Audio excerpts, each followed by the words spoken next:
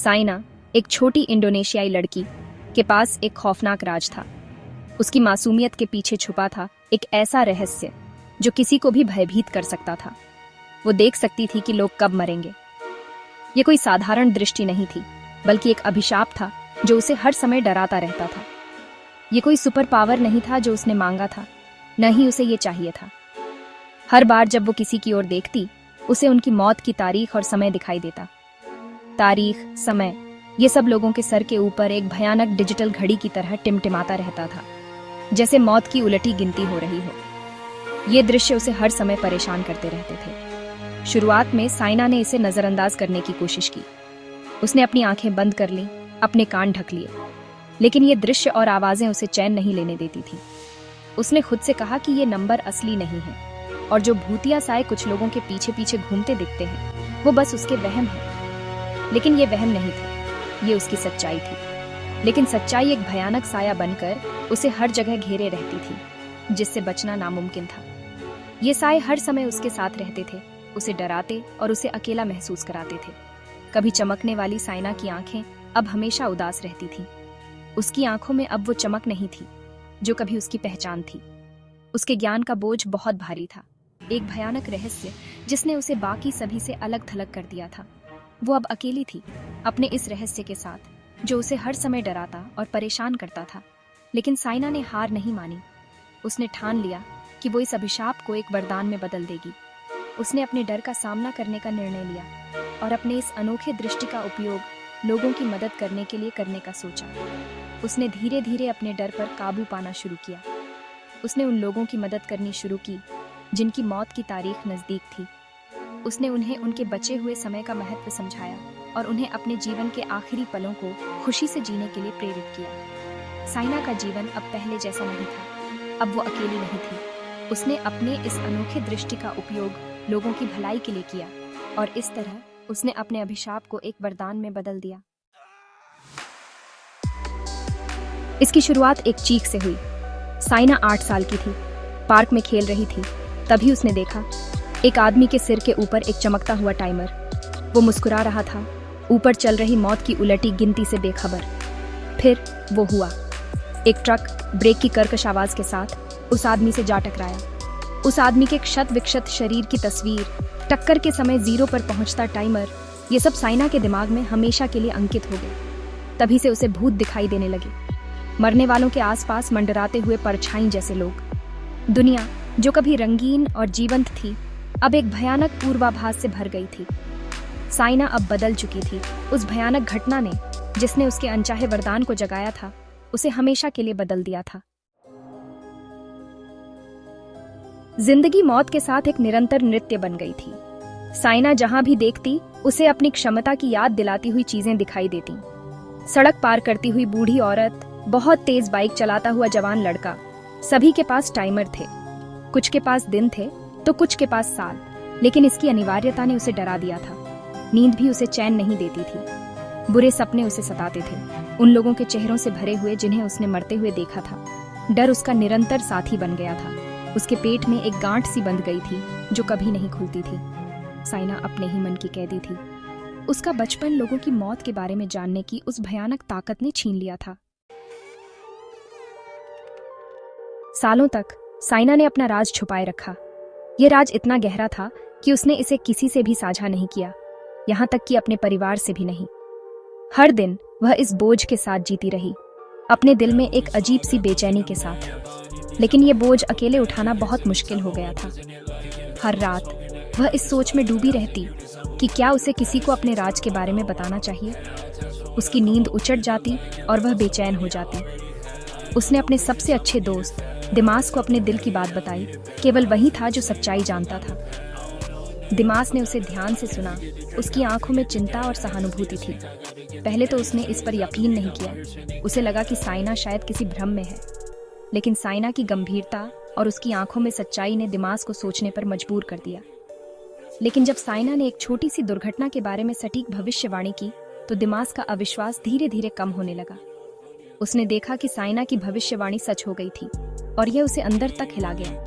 तो उसका अविश्वास डर में बदल गया। उसे समझ में नहीं आ रहा था कि इस स्थिति से कैसे निपटा जाए। दिमास ने साइना से दूसरों की मदद करने के लिए अपने वरदान का उपयोग करने का आग्रह किया। उसने कहा कि अगर साइना के पास ये शक्ति है तो उसे इसका सही उपयोग करना चाहिए। उसने तर्क किया कि अगर उसे पता है कि कोई मरने वाला है तो वह उन्हें चेतावनी दे सकती है, शायद उन्हें बचा भी सकती है। तो वह उन्हें चेतावनी दे सकती है, शायद उन्हें बचा भी सकती है। लेकिन साइना झिझकी, उसे इसके परिणामों का डर था। शायद उन्हें बचा भी सकती है, लेकिन साइना झिझकी, उसे इसके परिणामों का डर था। उसे इसके परिणामों का डर था। उसे डर था कि अगर उसने किसी की मदद करने की कोशिश की और कुछ गलत हो गया तो वह खुद को कभी माफ नहीं कर पाएगी। प्राकृतिक व्यवस्था में दखल देने का डर था। उसे लगता था कि शायद वह प्रकृति के नियमों के खिलाफ जा रही है। ये नैतिक दुविधा साइना को अंदर ही अंदर खाए जा रही थी। वह हर दिन इस सोच में डूबी रहती कि क्या सही है और क्या गलत। क्या उसे भाग्य के साथ हस्तक्षेप करना चाहिए? क्या वह किसी की जान बचाने के लिए अपने वरदान का उपयोग कर सकती है, या उसे प्रकृति के नियमों का पालन करना चाहिए? अगर उसने कोशिश भी नहीं की तो क्या वो खुद के साथ जी पाएगी? यह सवाल उसे हर दिन परेशान करता था। साइना के लिए यह निर्णय लेना बहुत कठिन था, लेकिन उसे एक निर्णय लेना ही था। एक दिन दिमास का हंसमुख चेहरा गायब हो गया। वो चुप चुप रहने लगा। उसकी आंखों में एक अजीब सा डर था जिसे साइना अच्छी तरह से जानती थी। उसने तभी देखा उसके सिर के ऊपर टाइमर घंटों की गिनती कर रहा था। वो घबरा गई। इस बार मामला निजी था।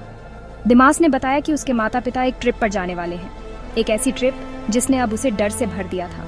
उसने साइना से उन्हें बताने के लिए, उन्हें रोकने का कोई रास्ता खोजने के लिए विनती की। वही उसकी आखिरी उम्मीद थी। दिमास की जिंदगी का भार साइना के कंधों पर था।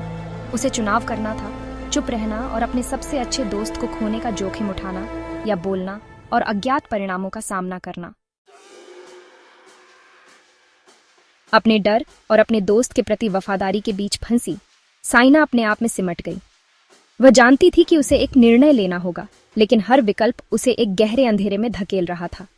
उसके मन में एक तूफान चल रहा था और वह इस तूफान से बाहर निकलने का रास्ता नहीं देख पा रही थी।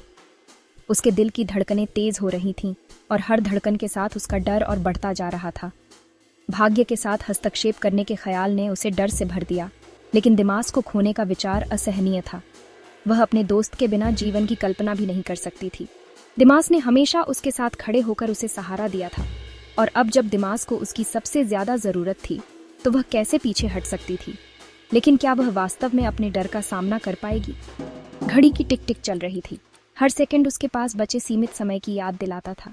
समय तेजी से बीत रहा था और उसके पास निर्णय लेने के लिए बहुत कम समय बचा था।